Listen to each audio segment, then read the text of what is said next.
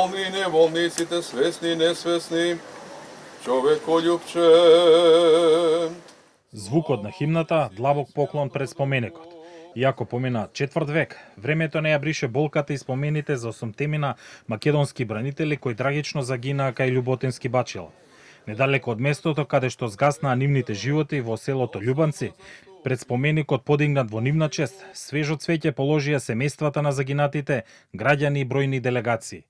Поминаа 25 години, но за оние што ги испрати и никогаш не ги дочекаа да се вратат дома, болката останува иста.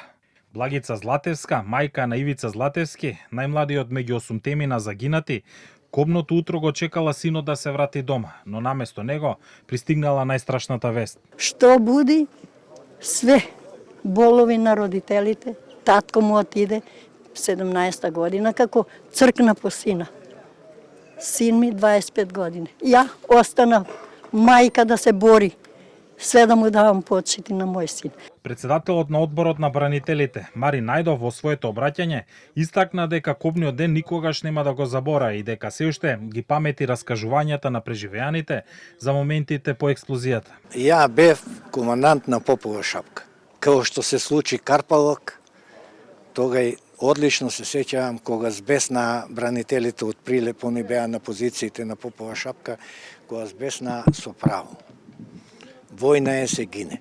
Кои се тие кои што вистински ги боли за бранителите? Тоа се бранителите кои што знаат што е тоа и тоа се родителите и роднините на погинатите. Најдов посочи дека заложбите на власта за подобрување на статусот на македонските бранители се позитивни, но дека секогаш има простор да се направи повеќе, особено кога станува збор за семејствата и најблиските на загинатите бранители. Жртвата на бранителите не е само дел од минатото. Таа е трајно потсетување дека мирот, слободата и безбедноста имаат своја цена, наведе премиерот Христијан Мицкоски во објава на Facebook по повод 25 годишнината од загинувањето на македонските бранители кај Љуботински бачила. Мицкоски порача дека и по четврт век Македонија со почит се сеќа на 8 бранители кои на 10 август 2001 година ги загубија животите.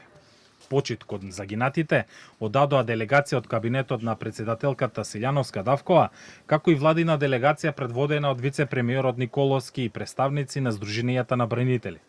На 10 август 2001 година, при активирање мина на патот на Љуботински бачила, животот го загубија припадниците на резервниот состав на армијата. Томе Бадаровски, Гоце Чанкуловски, Бранко Јанев, Томислав Настевски, Маријанчо Бошковски, Ивица Златевски, Томе Димовски и Раде Јанковски.